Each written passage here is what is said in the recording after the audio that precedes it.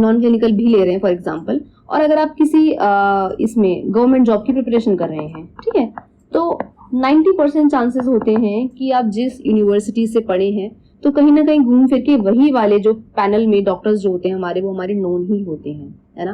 तो ये थोड़ा सा कहीं ना कहीं हमें बेनिफिट मिल जाता है। Hello students, welcome back to Ayur aspirants, myself doctor Barkha Singh. So counselling की इस सीरीज को कंटिन्यू करते हुए बहुत सारे बच्चों के डाउट्स आ रहे हैं कि हमें इधर स्टेट काउंसलिंग अटेंड करनी चाहिए या फिर सेंट्रल काउंसलिंग अटेंड करनी चाहिए। तो सबसे पहले तो मैं आप सभी से यही एक अपील करूंगी आई वुड से, ठीक है, कि देखो चाहे से आपका सिलेक्शन कितने भी चांसेस कम हो, ओके, सभी स्टूडेंट्स मेक श्योर कि आप सभी जो है काउंसलिंग, सेंट्रल काउंसलिंग में स्पेशली जरूर पार्टिसिपेट करो, ठीक है। मैंने पहले भी बताया था कि देखिए सेंट्रल काउंसलिंग के टाइम पर, क्योंकि राउंड्स जो है हमारे पास में 3 राउंड्स होते हैं ना, फर्स्ट राउंड ऑफ काउंसलिंग है, सेकेंड राउंड ऑफ काउंसलिंग है, फिर मोक अप राउंड है। तो कुछ टाइम का नहीं पता होता कि कब कौन सा स्टूडेंट जो है वो सीट छोड़ दे, है ना, तो वो सीट वेकेंट हो जाएगी और आपको मोकअप में वो सीट मिल सकती है। ऐसा बहुत सारे स्टूडेंट्स के साथ में लास्ट ईयर्स में हुआ है, इसीलिए हैव फेथ और काउंसलिंग में पार्टिसिपेट करना है, ओके। और अगर आपके मन में डाउट है या एक कंसर्न है कि हमारे जो फीस है वो वेस्ट हो जाएगी, तो देखो बच्चों, जितनी भी काउंसलिंग की फीस होती है ना, उन्होंने इसको 2 ग्रुप में कन्वर्ट किया हुआ है। ग्रुप इन द सेंस कि एक है जो है रिफंडेबल फीस, है ना, दूसरी है जो है नॉन रिफंडेबल फीस, ओके। अब अगर मैं बात करूँ रिफंडेबल की, तो जो रिफंडेबल फीस है बच्चों वो 10,000 के अप्रॉक्स है ना, इतना ही बैठेगा अप्रॉक्स। तो ये आपको विद इन 4 to 5 मंथ जो है 100% रिफंड हो जाती है, ठीक है, तो उसका आपको प्रॉब्लम नहीं होगा। अगर मैं बात करूँ नॉन रिफंडेबल की, तो उसका अमाउंट बहुत कम है, 3 to 4,000 है ओनली, है ना। तो इसमें इतना अगर आप काउंसलिंग के लिए बैठ रहे हैं, अगर आपको 3 से 4 हज़ार ही कॉस्ट हो रहे हैं, तो इसमें कोई मुझे नहीं लगता कि बहुत बड़ा इशू रहेगा, है ना, क्योंकि मैक्सिमम जो रिफंडेबल अमाउंट है वो तो आपको मिलने ही वाला है ना। तो इसीलिए कोशिश कीजिए एनी हाउ सेंट्रल काउंसलिंग में पार्टिसिपेट करना ही करना है। नाउ द क्वेश्चन अराइजेस कि आपको कुछ सारे स्टूडेंट्स पूछ रहे हैं कि अगर हम स्टेट काउंसलिंग में बैठ रहे हैं, पार्टिसिपेट कर रहे हैं, और अगर हमें क्लिनिकल सब्जेक्ट मिल रहा है, तो क्या हमें उस स्टेट कॉलेज के क्लिनिकल सब्जेक्ट के साथ जाना चाहिए या फिर हमें सेंट्रल वाले के नॉन क्लिनिकल को ही फॉलो करना चाहिए, ओके। तो देखिए लास्ट वीडियो में भी मैंने आपको 1-2 पॉइंट्स बताए थे, है ना, कि सेंट्रल का जो सेंट्रल इंस्टीट्यूट है उसकी क्या इंपॉर्टेंस है बच्चों, है ना। तो यहाँ पर उन पॉइंट्स को रिपीट करने का कोई यूसेज नहीं है, बार बार वो चीज़ क्यों रिपीट करें। तो अगर आप में से कोई स्टूडेंट है जिन्होंने मेरी प्रीवियस वीडियो नहीं देखी है, मिस हो गई है, तो मैं एक आई बटन में लिंक प्रोवाइड कर दूंगी, वहां पे जाके चेक कर सकते हो, ठीक है। तो देखो सेंट्रल इंस्टीट्यूट के बहुत सारे बेनिफिट हमने देखे हैं, है ना। तो अगर मैं इन दोनों में से बात करूं कि स्टेट की क्लिनिकल या सेंट्रल की नॉन क्लिनिकल कौन सा ज्यादा वेटेज रखता है, तो इट डिपेंड अपॉन स्ट्रीम और ब्रांचेस, ओके। कौन सी आपको ब्रांच अलॉट हुई है, कौन सा सब्जेक्ट आपको अलॉट हुआ है, ओके। जैसे कि मान लीजिए मैं मेजर इंस्टीट्यूट की बात करूंगी बच्चों, जैसे कि मान लीजिए आपका BHU है ना, ITRA जामनगर है, NIA है या फिर अय्या है, ये जो बड़े इंस्टीट्यूट्स हैं हम इनकी बात करेंगे। तो अगर आपको इन मेजर इंस्टीट्यूट्स में रसशास्त्र, नॉन क्लिनिकल की बात करेंगे हम, तो रसशास्त्र, द्रव्य गुणा, संहिता, है ना, ये 3 तो अभी डिमांडिंग है। इनमें भी अगर मैं बात करूं तो अगर आप एंटरप्रेन्योरशिप में जाना चाह रहे हैं तो रसशास्त्र, द्रव्य गुण, ये 2 सब्जेक्ट तो बहुत अच्छे हैं, है ना। और अगर आप लेक्चरशिप में जाना चाह रहे हैं तो उसके लिए संहिता बहुत बढ़िया रहेगी, है ना।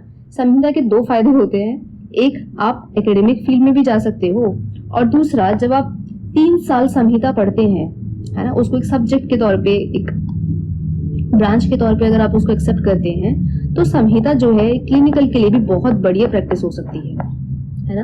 इट ऑल डिपेंड कि आप कितना उसके साथ में ऑनेस्ट रह रहे हैं, है ना, कितना मेहनत कर रहे हैं, तो इसीलिए वो भी एक अच्छा ऑप्शन है। तो रसशास्त्र, द्रव्य गुण और संहिता, ये जो 3 सब्जेक्ट है बच्चों, ये अगर आप नॉन क्लिनिकल फील्ड में ले रहे हैं इन मेजर सेंट्रल इंस्टीट्यूट से, तो ये बहुत अच्छा आपके लिए स्कोप है, ठीक है, इसको बिल्कुल नहीं छोड़ना। लेकिन अगर मान लीजिए आपको स्टेट क्लिनिकल में, आजकल जो मोस्ट पॉपुलर है, हम उन ब्रांचेस की बात करेंगे, अगर आपको स्टेट क्लिनिकल में काय चिकित्सा, है ना, प्रसूति तंत्र एवं स्त्री रोग, ये वाले जो हैं, शल्य शलाक्य, है ना, ये सब्जेक्ट मिल रहे हैं, तो आप इनको बिल्कुल मत छोड़िए, ठीक है। वहां पर फिर आप भूल जाना कि सेंट्रल की क्या इंपॉर्टेंस है, स्टेट की क्या इंपॉर्टेंस है, समझ गए। तो वहां पर आपको फिर ब्रांच को फॉलो करना है, ब्रांच को इंपॉर्टेंस देनी है ना, क्योंकि ये बहुत ही ज्यादा अच्छी ब्रांचेस हैं, स्पेशली काय चिकित्सा ब्रॉड स्पेक्ट्रम है, ब्रॉड स्पेक्ट्रम ब्रांच है, मैक्सिमम पेशेंट्स इसी में कवर होते हैं, तो ये बढ़िया ब्रांच रहेगी, है ना। इनमें से भी अगर मैं बात करूं शल्य शलाक्य का, है ना, तो बच्चों शल्य शलाक्य का मेरा पर्सनल ओपिनियन है कि शल्य शलाक्य का जो थोड़ा सा स्कोप है वो थोड़ा कम है ना। मैं जैसे आपको एग्जांपल देती हूँ, अभी लास्ट ईयर आपने देखा होगा एक आयुर्वेद डॉक्टर्स के लिए गुड न्यूज आई थी। गुड न्यूज में क्या था कि जो सेंट्रल गवर्नमेंट है उन्होंने आयुर्वेद डॉक्टर्स को अलाउ कर दिया, परमिशन देती है कि बहुत सारी सर्जरीज अब वो परफॉर्म कर सकते हैं, है ना। जैसे कि उन्होंने शल्य डिपार्टमेंट के लिए कहा है कि जो लोग शल्य विभाग से अपना पीजी करते हैं तो उनको 39 टाइप्स ऑफ प्रोसीजर्स अलाउ होंगे, है ना। प्रोसीजर मतलब वही है, माइनर सर्जरीज की बात कर रहे हैं। और जो एमएस शलाक्य तंत्र से करते हैं उनको disease of eye, ear, nose, throat, head, ठीक है, ये बहुत ही इंपॉर्टेंट चीज है, एंड ओरोडेंटिस्ट्री, ये जो है टोटल मिला के 19 प्रोसीजर्स जो है इनको 19 माइनर सर्जरीज जो है अलाउड होंगी, ये परमिशन उन्होंने दे दी थी, है ना। लेकिन मैंने जैसे एग्जांपल की मैं बात कर रही थी अभी आपके सामने कि मान लीजिए कोई पेशेंट, आप ही पेशेंट हैं फॉर एग्जांपल, ठीक है, आप पेशेंट हैं और आपके पास में 2 ऑप्शन है, ठीक है, आप कोई सर्जरी कराने जा रहे हैं, आपके पास में 2 ऑप्शन है।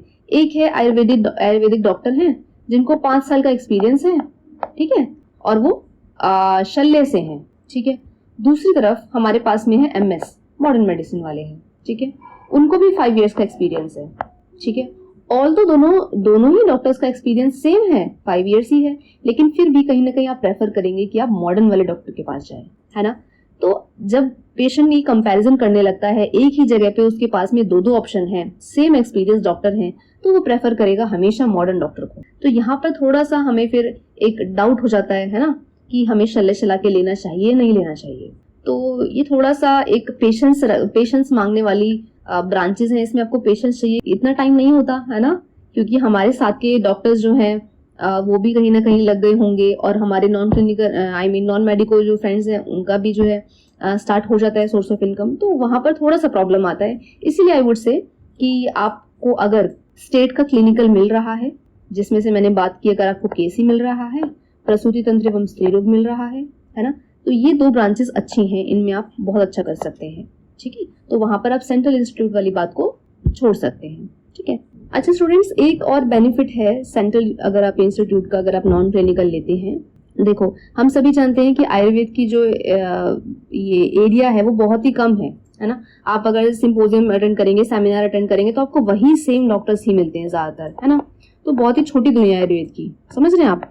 तो इसीलिए अगर आप सेंट्रल इंस्टीट्यूट से करते हैं और नॉन क्लिनिकल भी ले रहे हैं फॉर एग्जांपल, और अगर आप किसी इसमें गवर्नमेंट जॉब की प्रिपरेशन कर रहे हैं, ठीक है, तो 90% चांसेस होते हैं कि आप जिस यूनिवर्सिटी से पढ़े हैं तो कहीं ना कहीं घूम फिर के वही वाले जो पैनल में डॉक्टर्स जो होते हैं हमारे, वो हमारे नोन ही होते हैं, है ना। तो ये थोड़ा सा कहीं ना कहीं हमें बेनिफिट मिल जाता है, ठीक है। तो ये भी आप सोच सकते हैं, इस चीज पर भी सोचकर आप डिसीजन ले सकते हैं। और अगर मैं टेक अवे मैसेज की अगर मैं बात करूं, तो आई वुड से कि आप सेंट्रल की नॉन क्लिनिकल प्रेफर करें। So this was all about for today. I hope so सबके अभी डाउट क्लियर हो गए होंगे रिगार्डिंग दिस पर्टिकुलर कंसर्न कि हमें स्टेट का क्लिनिकल लेना चाहिए, सेंट्रल का नॉन क्लिनिकल लेना चाहिए। So with this I and up this